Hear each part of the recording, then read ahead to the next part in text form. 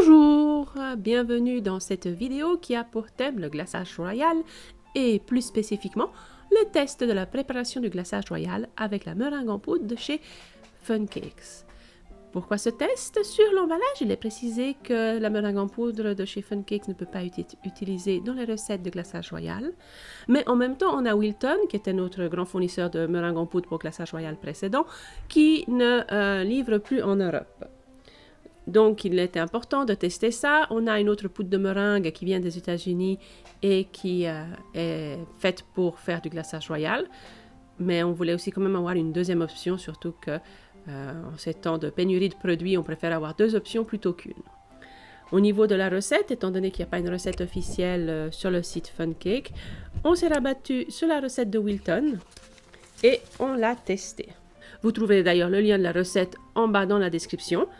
Pour information, par rapport aux quantités initiales, j'ai mis pas mal d'eau en plus. Je mettrai le calcul exact aussi en commentaire pour que vous ayez une idée de ce que j'ai ajouté. Donc, au niveau de la procédure, c'est une recette tout simple de glaçage royal. Ça veut dire du sucre glace, dans ce cas-là, de l'eau chaude et la fameuse meringue en poudre. Et on passe le tout au mixeur et on va regarder le résultat. Voilà, là, je fais une petite pause pour vous montrer comme c'est trop épais. Et c'est à ce moment-là que j'ai pris la décision justement d'ajouter plus d'eau peu à peu. Ça commence à ressembler à du glaçage royal. Maintenant, pour ajuster la texture à quelque chose, pour pouvoir le tester sur des biscuits, encore un peu d'eau en plus. C'est à ce moment-là où on pourrait aussi mettre un peu de citron à la place pour aromatiser.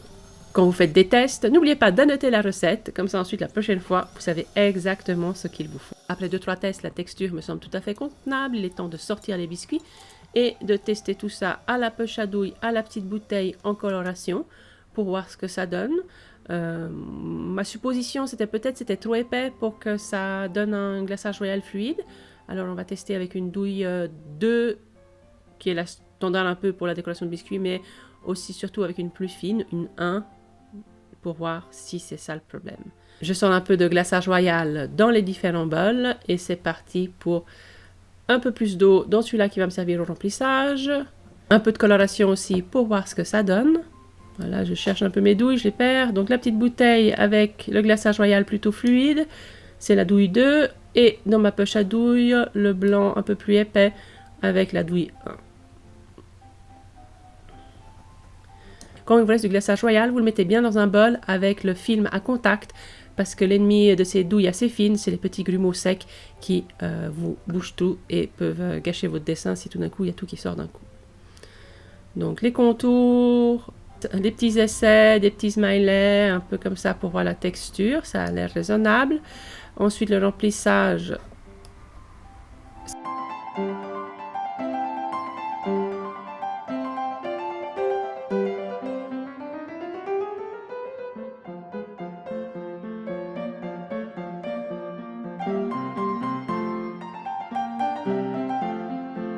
C'est parti, un petit coup d'aiguille.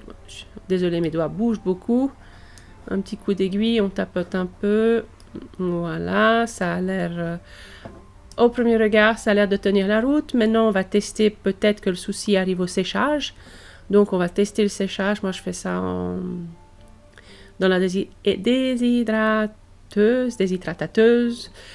Principalement, vous pouvez faire ça aussi dans un four qui soit pas... Si le four n'est pas trop vieux, on peut le régler à 40 degrés.